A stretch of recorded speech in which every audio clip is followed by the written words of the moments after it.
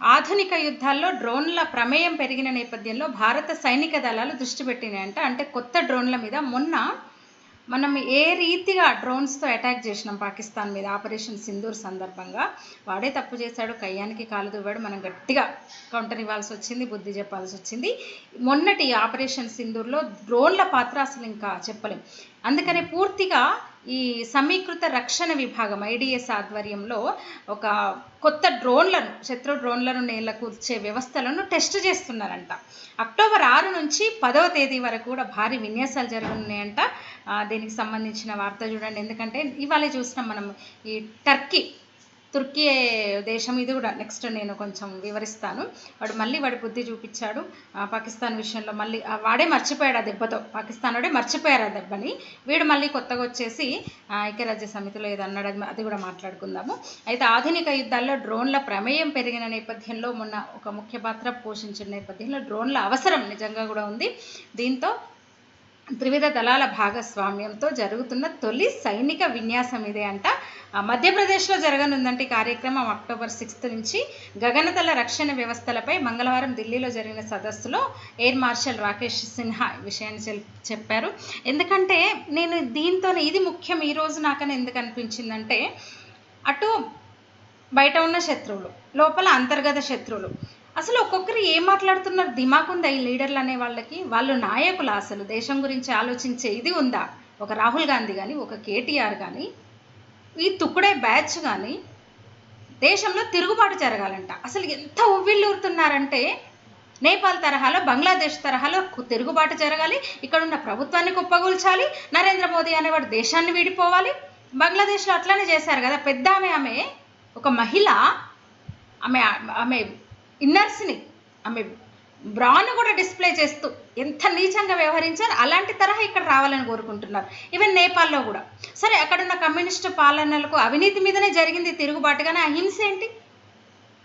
పార్లమెంటును తగలబెట్టి, కోర్టును తగలబెట్టేసి, సుప్రీంకోర్టును తగలబెట్టేసి, జైళ్ళను ధ్వంసం చేసి, తరిమి కొట్టి మంత్రులను. సరే, అన్ని వ్యవహారాల్లో డీప్ స్టేట్ ఉంది, ఇవన్నీ మనం మాట్లాడుకున్నాం, అది వేరే విషయం. కానీ అలాంటి తరహా తిరుగుబాటు భారత్లో రావాలి, యూత్ ఆ తిరుగుబాటు చేయాలి. వీళ్ళ బొంద, దానికి పెట్టిన పేరు జెన్జెట్ అంటే జెన్జెట్ తిరుగుబాటు చేయాలి అని అటు జాతీయ నాయకుల నుంచి రాష్ట్ర నాయకుల వరకు ఈ తుక్కుడే బ్యాచ్లు కూడా, మళ్ళీ తుక్కుడే వాళ్ళు కూడా మొదలుపెట్టింది. ఎంత కోరుకుంటున్నారో దేశంలో విధ్వంసం, హింస జరగాలని. పాకిస్తాన్ యుద్ధం సందర్భంగా కూడా అట్లానే కోరుకున్నారు. ఈ దేశపు ఏమంటారు, యుద్ధ విమానాలు ఎన్ని నష్టపోయినాము, మన అస్త్రశస్త్రాలను ఎన్ని కోల్పోయినాం మనము, ఆ లెక్క చెప్పమంటాడు. తిక్కలోడు అనాలి, ఏమనాలి అసలు ఈ నాయకులని? కేటీఆర్ అనేవాడు, ఇంకా నేను సీఎం నైతాన్ని కలలుగంటున్న కేటీఆర్ అనేవాడు ఒక యువ నాయకుడు, ఏమంటాడు కూర్చొని ఒక డిబేట్లో, అసలు ఎంత ధీటుగా ఆన్సర్ ఇచ్చారు చూసారు కదా యూత్. జెన్జెడ్ తిరుగుబాటుకి, ఇక్కడ తిరుగుబాటుకు మీరు సిద్ధమంటే తిరుగుబాటు ఏం రాదంటున్నారు వాళ్ళు. అయితే వచ్చింది, నేను ఒక మాట చెప్తున్నా, తిరుగుబాటు వచ్చింది. 2014లోనే తిరుగుబాటు వచ్చింది ఈ దేశంలో. 60 ఏళ్ళ అవినీతి పాలకుల మీద తిరుగుబాటు వచ్చింది ఈ దేశంలో.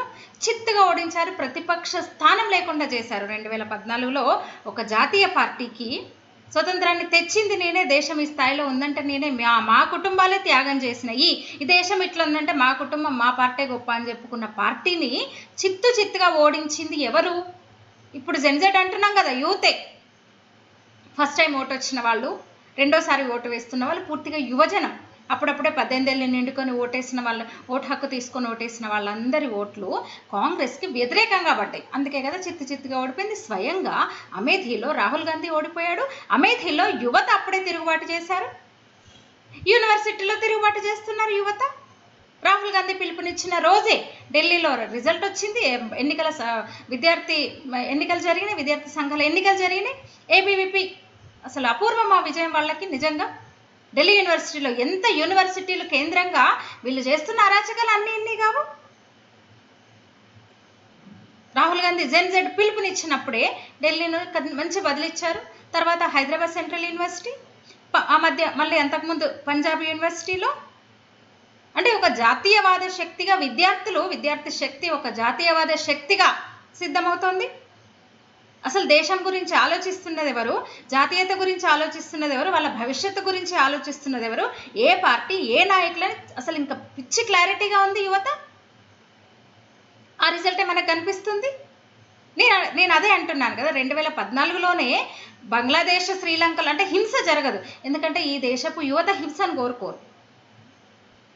వీళ్ళు ఎక్స్పెక్ట్ చేసింది హింస కూడా, తిరుగుబాటు జరగాలి, ప్రభుత్వాన్ని కూల్చాలి, ఫస్ట్ ఆఫ్ ఆల్ ప్రధానమంత్రిని ఇక్కడున్న కేంద్ర ప్రభుత్వాన్ని గద్దె దింపాలి, హింస చెలరేగాలి, విధ్వంసం చెలరేగాలి, అమాయకులు ప్రాణాలు కోల్పోవాలి, ఇది వీళ్ళు కోరుకుంటున్నారు. అయితే హింస ఈ దేశ యువత, ఈ భరతమాత ముద్దు బిడ్డలు హింసను కోరుకోరు, సైలెంట్గా చేయాల్సింది చేసేస్తారు. ఒక డెమోక్రటిక్ విప్లవం స్టార్ట్ అయిపోయింది 2014లోనే. అయితే అది పరిపూర్ణం కావాల్సింది, క్రమక్రమంగా జరుగుతుంది. యూనివర్సిటీలో మొదలైంది అది, Punjab university, Delhi university, Hyderabad central university, next Jawaharlal Nehru university, ఢిల్లీలో జేఎన్యూలో కూడా అదే జరగబోతుంది బహుశా, కాన్ఫిడెంట్గా చెప్తున్నారు. అంటే పరిస్థితులు చూస్తే అట్లా అనిపిస్తుంది. నేనేం జ్యోతిష్యం చెప్పాను, నాకేం జ్యోతిష్యం తెలియదు, కానీ పరిస్థితులు అంచనా వేయగలం కదా. అంతో ఇంత ఉన్న ఒక మీడియాగా ఉన్న ఎక్స్పీరియన్స్తో చూస్తున్నాను కాబట్టి, కరెంట్ అఫైర్స్ ఫాలో అవుతున్నాను కాబట్టి, ఏం జరుగుతుంది యువత మనోభావాలు ఎట్లా ఉన్నాయి, వాళ్ళ అంతరంగం ఎలా ఉంది మనకు అర్థమైపోతుంది ఈజీగా ఈ రిజల్ట్ 1 by 1. నెక్స్ట్ ఎలక్షన్స్లో కూడా అదే జరగబోతుంది, జనరల్ ఎలక్షన్స్లో కూడా, బీహార్ ఎలక్షన్స్లో. అందుకు కదా వీళ్ళు చేస్తున్న ప్రచారం, కుట్ర. అసలు ఎంత కోరిక చూడండి, అసలు తిరుగుబాటు రావాలని పిలుపులు ఇచ్చేస్తున్నారు ఏకంగా. అందుకని మీకు అర్థం కాలేదు, ఎందుకంటే మీకు కోడి దిమాకులు కాబట్టి మీకు అర్థం కాలేదు. బుర్రలో గుజ్జు ఉంది, మెదడు మొత్తం మోకాల నుంచి ఇప్పుడు అరకాలకు కూడా జారిపోతుంది, అందుకే ఏం జరుగుతుందో తెలుస్తలేదు. కానీ మీరు అవేర్గా లేరు. కానీ తిరుగుబాటు మొదలైంది 2014లోనే మొదలైంది. ఆ తిరుగుబాటే నరేంద్ర మోదీ. ఇప్పుడు అది ఇంకా పరిపూర్ణం కావాల్సింది. మెల్లమెల్లగా యూనివర్సిటీలో నక్సలైట్లను తయారు చేసిన నక్సల్స్ కార్యకలాపాలతో కదా ఏం జరిగింది అసలు. రోహిత్ వేముల ఇష్యూని ఎంత ఇచ్చేశారు హైదరాబాద్ సెంట్రల్ యూనివర్సిటీలో. ఎన్నిసార్లు వచ్చాడు రాహుల్ గాంధీ, ఎంత రెచ్చగొట్టారు అసలు. ఎంత విచిత్రం అంటే, వాడు భారత్ని ముక్కలు ముక్కలు ముక్కలు చేస్తామన్నోడు అని వీళ్ళు ఇది చేస్తారు. ఉరిశిక్షను రద్దు చేయాలంటూ, ఒక ఉగ్రవాదికి ఉరిశిక్షను రద్దు చేయాలంటూ యూనివర్సిటీలో ఆందోళన చేస్తారు. ఉగ్రవాదికి ఉరిశిక్ష వేయొద్దని చెప్తూ ఊరేసుకుంటాడు రోహిత్ వేముల. సరే పాపం జరుగుండకూడదు, ఎంతో భవిష్యత్తు ఉన్న యువకుడు, జరుగుండకూడదు. దాన్ని కూడా ఇష్యూ చేసి రాజకీయం చేసి శవాల మీద పేలాలు ఏరుకుంటూ శవ రాజకీయం చేసి ఎన్నిసార్లు వచ్చాడు రాహుల్ గాంధీ. ఏమైంది హెచ్సిలో, ఏంటి తీర్పైంది ఇప్పుడు? విద్యార్థులందరూ క్లీన్ స్వీప్. ఇదే జరగబోతుంది. తిరుగుబాటు కంటిన్యూ అవుతుంది. తిరుగుబాటు ఎప్పుడో మొదలైంది, కొత్తగా కోరుకోవాల్సి